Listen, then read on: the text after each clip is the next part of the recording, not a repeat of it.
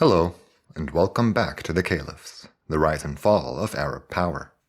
My name is Zaid Wahab, and today we will conclude our discussion of Al-Ma'mun's long and transformative reign. His succession arrangement is the main subject we have left to address, and we'll use it as an opportunity to tie up some loose ends.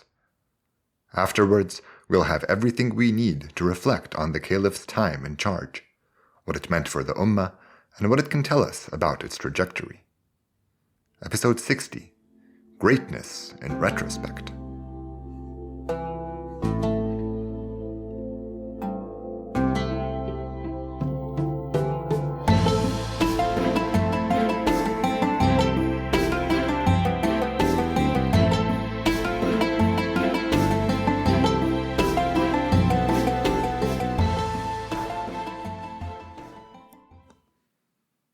Feel free to disagree, but I think Al-Ma'mun had a much cooler Cinderella story than the eponymous Princess Bride.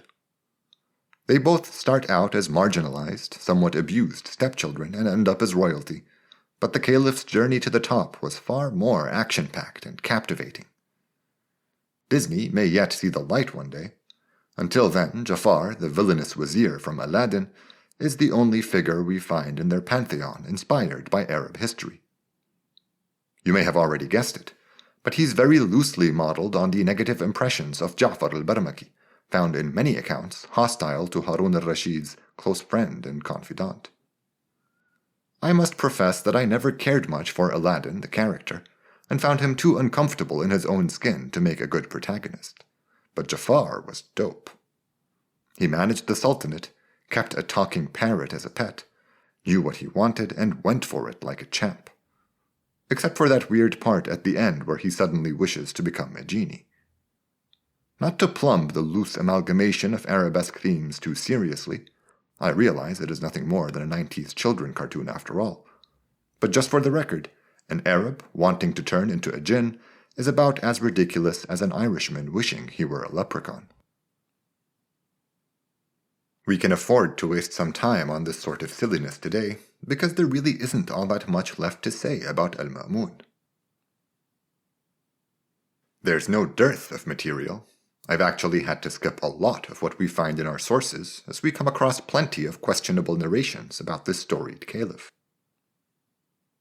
Al-Mas'udi's entertaining history probably has more about Al-Ma'mun than any other leader of the Ummah, but almost all of it seemed too fanciful to use. So instead of focusing on the caliph today, we'll jump around and cover a bunch of under-discussed topics before redirecting our attention to him and what his reign reveals about the direction the caliphate was headed. Unlike Cinderella, it'll be much more complicated than an idyllic happily ever after.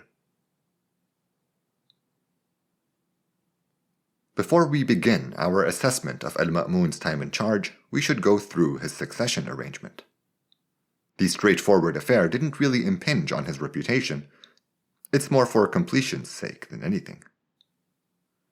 Instead of obsessing over the issue, like many of his predecessors had, Al-Ma'mun ignored it and prioritized the effective administration of his caliphate. You may remember that Harun al-Rashid had named 3 of his sons as heirs, Al-Amin, Al-Ma'mun, and Al-Mu'tamin, but since Al-Mu'tamin was removed by Al-Amin, and Al-Amin was killed during the Great Fitna, Al-Ma'mun had a free hand to pick whomever he wanted to succeed him. Maybe not totally free. Everyone freaked out when he tried naming a Hashemite, but he could safely choose any Abbasid he thought would be a good fit for the role. Out of all his clansmen, there were only 2 whom the caliph invested with considerable power: his son Al-Abbas and his half-brother Muhammad. Both of these men only rose to prominence after Abdullah ibn Tahir had returned east to govern Greater Khurasan in 828. They served as military commanders and helped Al-Ma'mun keep the lands Abdullah had pacified under control. Abbas was charged with Mesopotamia and the lands bordering the Byzantine Empire, while his uncle Muhammad got Greater Syria and Egypt. Unfortunately, there isn't a lot of material on Al-Abbas, and what little we find doesn't give a coherent impression of the man. We don't know his exact birth year, just that he was a youth when his father appointed him to his first command. We don't even know much about the armies he led. Al-Ma'mun probably gave him some of the remnants of the Abna, so Baghdadi forces of eastern extraction, but local recruits from among the Mesopotamian and Armenian populations likely played a role as well. He had a few capable leaders to help him carry out his duties, but there's no consensus on how they did. Overall, our sources portray Abbas as an effective figure. He deferred to the more experienced members of his retinue and endeared himself to the troops by looking after them. The main threats he had to contend with came from the Byzantines and Babak's Khurramite rebellion in Azerbaijan. Al-Abbas's armies would go on to distinguish themselves during the offensives Al-Ma'mun ordered and led against the empire in the 830s, but clashes before then were quite limited in scope. When it comes to Babak, narrations disagree about how much success to ascribe to the caliph's son and his forces. The Khurramites survived Al-Ma'mun's reign, so Al-Abbas was clearly unable to vanquish Babak. Some sources blame this failure on Al-Abbas, while others say the rebellion was masterfully contained by the young general's vigorous assaults. It's hard to decide which of the two has it right, as we don't have a lot of details on the engagements between the caliphate and the Khurramites. Perhaps unsurprisingly, Greek sources are less flattering, though I should note that I read the following off Wikipedia, so I'm not too sure about its accuracy. Their histories describe the life of Manuel the Armenian, a Byzantine general said to have defected to the caliphate early in Al-Abbas's tenure after some court intrigues led to conspiracies against him back home.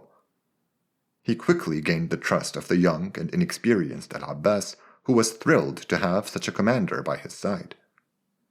The very next year, however, during an assault on the Khurramites in Azerbaijan, the general duped the caliph's son by disarming him and his bodyguards and escaping back to the empire.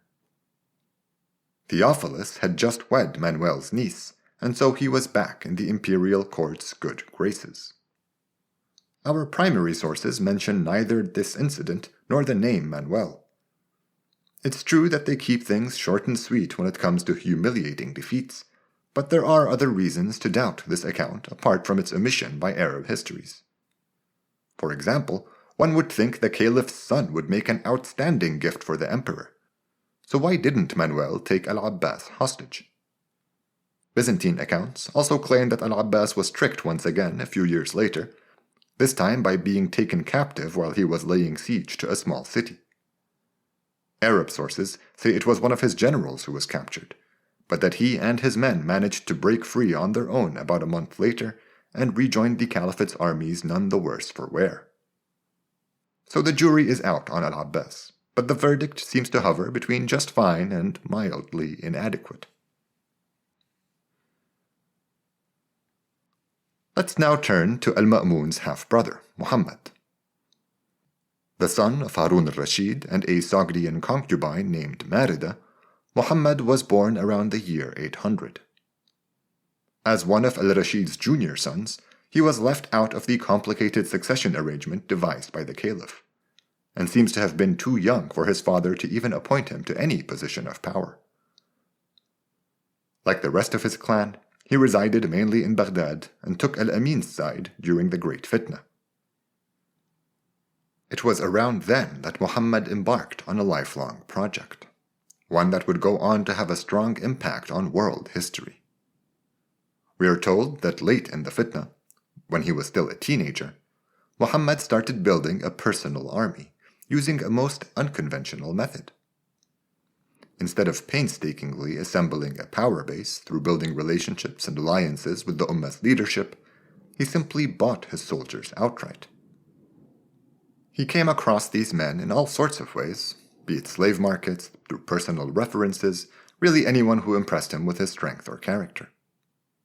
One of his earliest commanders was a Khazar chef working for another family in Baghdad, so clearly anyone was fair game.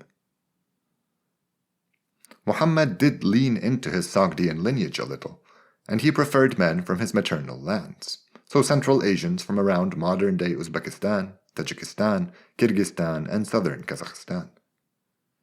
Given the chaos we hear about in Baghdad towards the end of the fitna and its messy aftermath, I can see why he valued having his own security forces.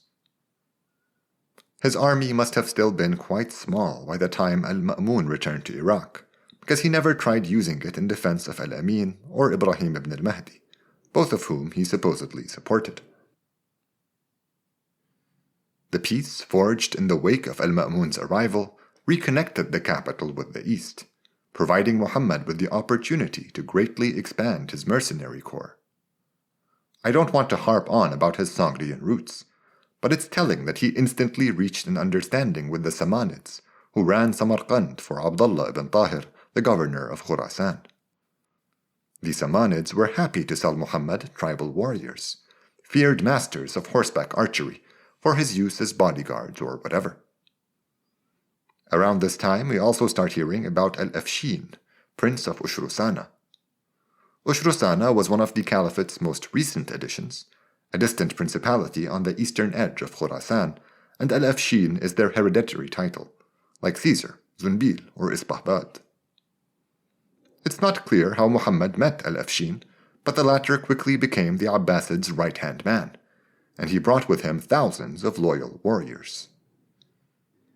The best estimates we have on Muhammad's overall army after this point is around 4,000, 1,000 to 2,000 Sogdian slave soldiers, and 2,000 to 3,000 Ushrusaniya, both of whom the Arabs referred to as Turks.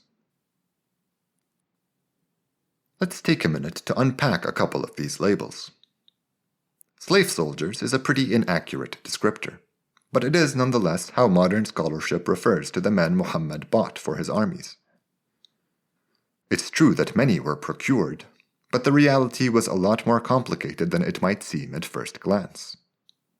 The term slave soldier doesn't really hold up if you think about it. After all, you can't both arm and coerce someone. Also, if a soldier didn't want to fight, they weren't going to be very effective anyway. So there must have been significant buy-in from these folks. At first, Muhammad carefully picked those who had the right disposition, and later on, the Samanids knew exactly what types to send him. In order for these men to be allowed to wield weapons, they had to become Muslims, which meant they had to be freed. As Muhammad's Mawali, their abiding loyalty was expected, and as free Muslims they could get married and have kids who were themselves free. Their enslavement was limited to their vocation. They were to be soldiers for life. As for the word Turk, the Arabs applied it liberally to any tribal horse people they encountered in the East. I think Eurasian nomad is the correct denomination, but I'm not sure if it's more encompassing than I mean it to be. Anyway, the blanket use of the term by the Arabs gives the illusion of ethnic similarity, but we shouldn't fall for it. After all, they did call the many different settled peoples of the East Khurasanis, so it's likely something similar was going on here. One source, speculating about the origin and meaning of the word Turk, gives it an Arab etymology. He claims that Turk refers to the soldiers Alexander the Great left behind after he invaded India. All this based on the supposed closeness of the word to the Arabic verb taraka. It's a hilariously wrong take, but it does nicely encapsulate how the Arabs saw these people, as warriors first and foremost, so used to the horse that their ancestors must have been part of history's most legendary army. I should warn you that names are about to start sounding way more foreign now that Muhammad is in the picture. His active recruitment from among minority populations, whether from the slave market or the fringes of the caliphate, means we have quite a diverse mix here. There was Itach, the Khazar cook he bought from a neighbor. Al-Afshin is already a weird title, no need to refer to him by his full name, Haydar ibn Qawus. Then there were the slave soldiers Bugha, Ashinas, and Khaqan ibn Urtuj. All these names will be important, but we can fret about remembering them next time. For now, just keep Al-Afshin in mind, as the Prince of Ushrusana still has a small supporting role to play today. So back to Al-Ma'mun's reign. He charged his half-brother Muhammad with keeping the peace in Egypt and Greater Syria. Egypt was by far the more restive of the two. As soon as the Abbasid was in charge, a tribal feud erupted between the province's Arabs. This became the first official task he delegated to al-Afshin, who took Muhammad's militia and swiftly whipped the two sides back into compliance. The effectiveness of this private army stunned observers. While it was much smaller than the usual army, which ranged between 10 and 30,000, its professionalism more than made up the difference. Its soldiers had every incentive to distinguish themselves in battle, their surest avenue for earning personal gain and the respect of their peers. Following al-Afshin's success, Muhammad tasked him with recruiting from among the Bedouin and pastoralist communities in the region, but that effort didn't last very long. When Egypt's governor tried to raise taxes on the locals of the Nile Delta in 830, a rebellion broke out which cost him his life. I've glossed over Egypt a couple times during this podcast so far, usually because I couldn't find a way to fit its isolated developments into our narrative flow. Let me catch us up on a little of what we've missed before we proceed any further. See, the Arab province of Egypt was centered around Fustat, a small neighborhood in today's giant metropolis of Cairo. While the city had a significant Christian Coptic population right outside, the vast majority of Egyptians lived far away, with very few Muslim Arabs in their communities. These cultural differences and physical distances gave them a propensity for rebellion, especially those who lived in the marshier lands of the Delta. Not only was their environment difficult for armies and strangers to traverse, but it also offered enough wild food to enable them to live off the land. They had a couple notable rebellions during Umayyad times, the second of which brought out the last Umayyad caliph, Marwan II, to deal with it personally. After failing to subdue them, he burnt many of their settlements to the ground and made his way back east to lose to the Abbasids. The new dynasty offered the Egyptians generous terms to get them back on board, but they had another big rebellion during al-Mansur's time which his Muhallabite governor couldn't handle.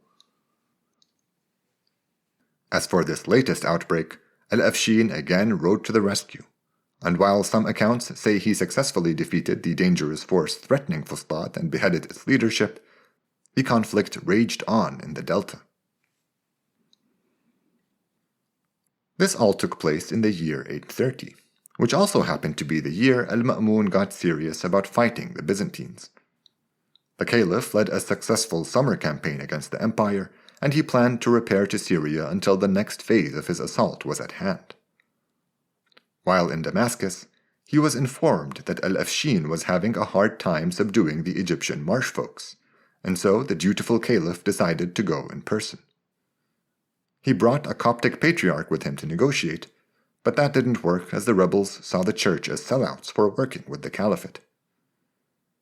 They proceeded to torch a small Muslim settlement and slaughter its inhabitants, and al-Ma'mun ordered his army to raid their positions.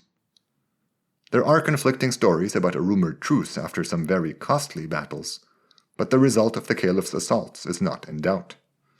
The region was completely emptied out, its people all killed or sold into slavery. Everyone joined al-Ma'mun's second attack on the Byzantines in 832. Al-Abbas and his commanders were there, as were Muhammad and al-Afshin, among others. Al-Mas'udi has an entertaining passage about how Theophilus trembled before the mighty host, and wrote the caliph a letter promising 3 things if he would only agree to peace. He would free all Muslim hostages taken in previous hostilities, rebuild all the forts the Byzantines had destroyed, and even compensate al-Ma'mun for his mobilization expenses. It goes on to relay 3 clever retorts by al-Ma'mun, one for each of the emperor's promises. Setting aside the eloquent fabrication, the point is that the invasion of 832 was a big one, and a massive success. The caliph decided to stay in the neighborhood so he could plan and execute the piecemeal conquest of the Byzantine Empire. He sent his son al-Abbas to establish a base for his forces in newly captured territory, and spent the summer around Tarsus, which his forces had taken in 831. In the late summer of 833, the caliph fell ill while en route to rendezvous with his son. He suffered a few sickly days where he shivered violently, overwhelmed by a deep chill he wouldn't warm from no matter how he tried, before passing away. It was probably during those last few days that the caliph finally turned his attention towards selecting a successor. Most histories attest that Al-Ma'mun officially designated Muhammad as his heir, but a minority of them say that there was never any proof, suggesting instead that Muhammad simply declared himself the latest caliph and began accepting pledges. What we know is that proximity didn't have all that much to do with it. Although Muhammad was at his brother's side when he passed, Al-Abbas was only a short distance away, and so he must have heard about his father's sickness and returned to him in time. It does seem like there was some tension between their supporters while the affair was still uncertain, but Al-Abbas nipped any potential conflict in the bud by informing his men that he had pledged allegiance to his uncle. With that, Muhammad ibn Harun assumed the position of caliph, and his regnal title, Al-Mu'tasim.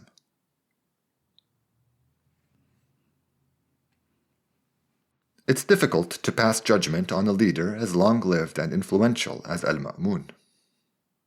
He's clearly the best caliph we've come across in a while, and he shines bright enough to blind most people to his many shortcomings. He was in a truly precarious situation after returning to Baghdad, and that just makes the recovery he led the caliphate to all the more incredible. But even if he did manage to somehow put Humpty Dumpty back together again, does that absolve the caliph of having pushed him over the wall to begin with? Al-Ma'mun allowed the Sahlids to wage a war that literally destroyed the capital, and then he stayed away for 5 whole years.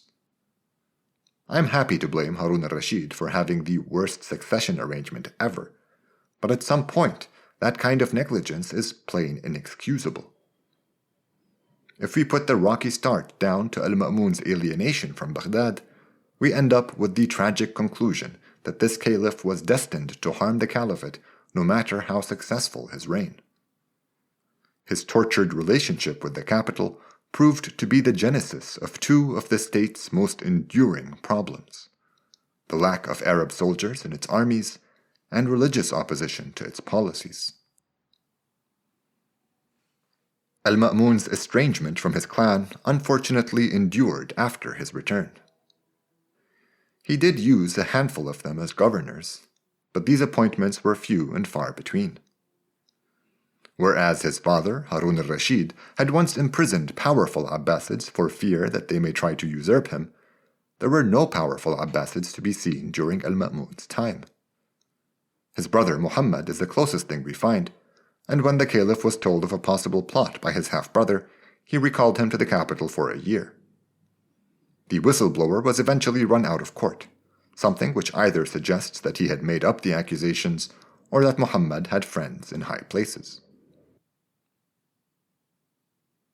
In any case, the persisting gulf between the caliph and his clansmen robbed him of the ability to draw on them or their loyalists as sources of power.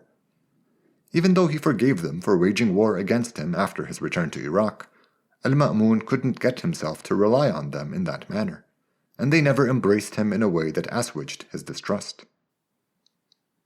The caliph was also isolated from the classical Arab leadership, and we don't hear about any Shaybanis, Muhallabites, or other tribal equivalents during his reign. This trend only got worse after Al-Mu'tasim and his private army took the reins, but the rupture happened because Al-Ma'mun never managed to meaningfully bring the Arabs into his forces. The vicious resistance Al-Ma'mun faced after his position on the createdness of the Quran became known also has its roots in the caliph's absence from the capital, albeit in a different way.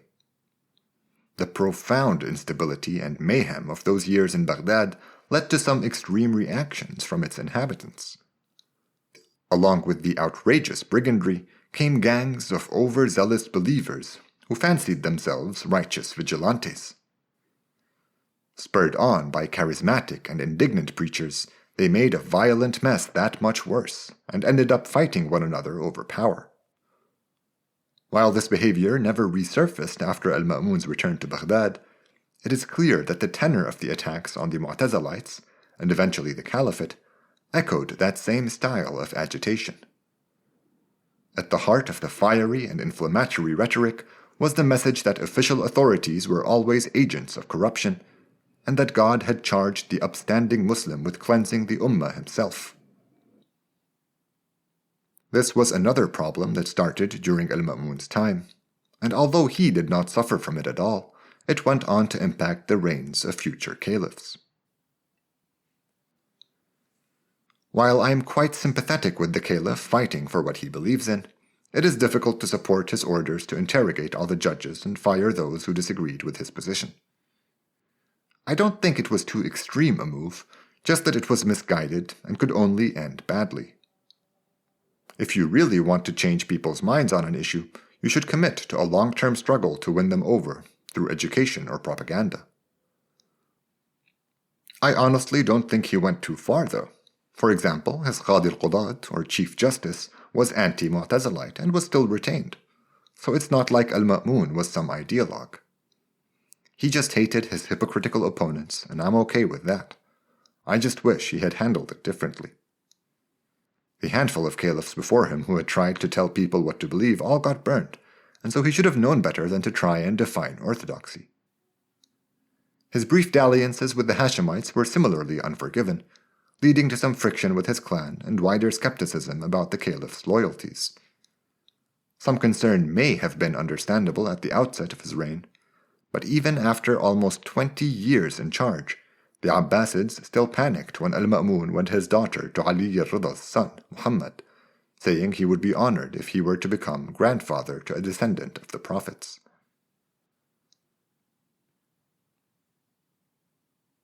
I am glad al-Ma'mun's relationship to science and philosophy remains one of the best-known aspects of his reign.